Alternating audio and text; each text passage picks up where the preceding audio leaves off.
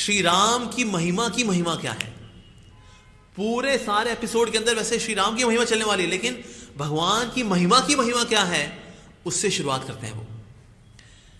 तो वहां पर बता रहे हैं हमारे आचार्यगण, वो कह रहे हैं कि जो भगवान श्री राम के जो गुण हैं वो एक धधकती अग्नि के समान है, और इस संसार में जितने भी अवगुण हैं वो सूखी लकड़ी के समान है। जिस प्रकार से जलती हुई अग्नि सूखी लकड़ी को जला करके भस्म कर देती है, उसी प्रकार से भगवान श्री राम के जो गुण हैं, उनकी लीलाएं हैं, उनका जो गुणानुवर्णन है, ये सब प्रकार के अवगुणों को, विशेष रूप से कलयुग के अवगुणों को नष्ट कर देने वाला है, जला के भस्म कर देने वाला है। भगवान श्री राम के जो गुण हैं वो बिल्कुल एक चंद्रमा के समान है। जिस प्रकार से जो कमल होता है, कमल के ऊपर जब चांद की जब रोशनी पड़ती है तो कमल खिल जाता है, उसी प्रकार से हरि के जो भक्त हैं उनका हृदय कमल के समान है। और श्री राम का जो गुणानुवर्णन है वो चंद्र की जो किरणें हैं उनके समान है। जैसे ही भगवान श्री राम के गुणों का वर्णन की चंद्रिका जैसे ही भक्तों के हृदय के कमल को छूती है, भक्तों का हृदय जो है वो खिल जाता है। कहते हैं अरे वाह, हमारे प्रभु के गुण तो अद्भुत है। ऐसा सोच करके उनका हृदय प्रफुल्लित होता रहता है।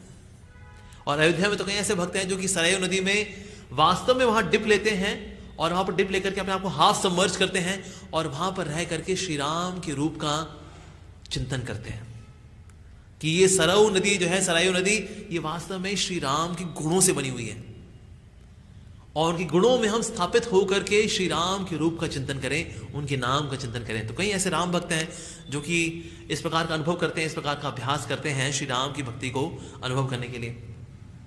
साथ ही बताया गया है कि जिस प्रकार से चकोर वो किसी और तरह का पानी नहीं पीता, वो सिर्फ और सिर्फ बादलों से गिरने वाला जो पानी होता है सिर्फ उसी को पीता है। नहीं तो कई सारे और जलाशय भी होते हैं, लेकिन चकोर और कहीं नहीं जाता पानी पीने के लिए। चकोर अगर पानी पीता है तो सिर्फ और सिर्फ बादलों से गिरने वाले उस पानी से।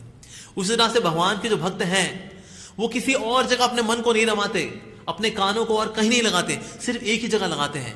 सिर्फ एक ही प्यास है भगवान के भक्तों को, और वो प्यास है कि हम भगवान के गुणानुवर्णन को सुन लें।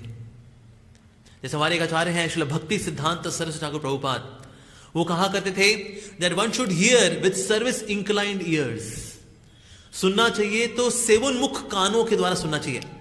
जैसे कि हिरण होता है ना, तो हिरण जब सुनता है तो वो क्या करता है कि जिस तरह बांसुरी की आवाज आ रही तो अपने कानों को एडजस्ट करता है वो, ताकि बांसुरी की आवाज को ज्यादा से ज्यादा ग्रैब कर सके, उसकी मधुरता को एब्जॉर्ब कर सके। उसी प्रकार से जो भगवान हरि के भक्त हैं वो सेवोन्मुख होकर के भगवान के बारे में सुनते हैं। तो जैसे चकोर होता है वो और कोई पानी नहीं पीता, सिर्फ बारिश का पानी पीता, उस तरह से भगवान श्री राम के जो भक्त हैं सिर्फ और सिर्फ प्रभु के गुणगान को ही सुनते हैं। और इधर उधर की बातों में ना उबासी आ जाती है उनको। पॉलिटिक्स की बात हो गई, फैमिली पॉलिटिक्स की बात हो गई, ये सुनते ना यह हाल हो जाता है उनका। लेकिन जो भगवान हरि के भक्त हैं, जैसे ही हरि का गुणगान है, अरे हमारे आचार्य कहते हैं कि अगर कभी भगवान का शुद्ध भक्त हरि की कथाएं बोल रहा हो तो श्रृंगार की चिंता नहीं करनी चाहिए कि लिपस्टिक पूरी लगी नहीं लगी, काजल या मस्कारा पूरा लगा कि नहीं लगा। चल दो, जैसे हैं बिंदी यहां लग गई, ऐसे श्रृंगार आगे पीछे हो गया, ठीक है, लिपस्टिक कान में लग गई, काजल मुंह पे लग गया, और चल दो। कहते बस बदहवास होकर के चल दो, कुछ मिस ना हो जाए। अगर कोई भक्त है धोती बांध रहा है, धोती अभी आधी बंदी है लेकिन हरि कथा शुरू हो गई है, तो जितनी बंदी है चल दो। ऐसी आतुरता होनी चाहिए भगवान के बारे में सुनने के लिए। तो भगवान के जो भक्त हैं वो चकोर के समान है, जो कि सिर्फ और सिर्फ श्री राम के गुणानुवर्णन को सुनने के लिए आतुर रहते हैं, और किसी विषय में उनका किसी प्रकार से रुचि होती नहीं है।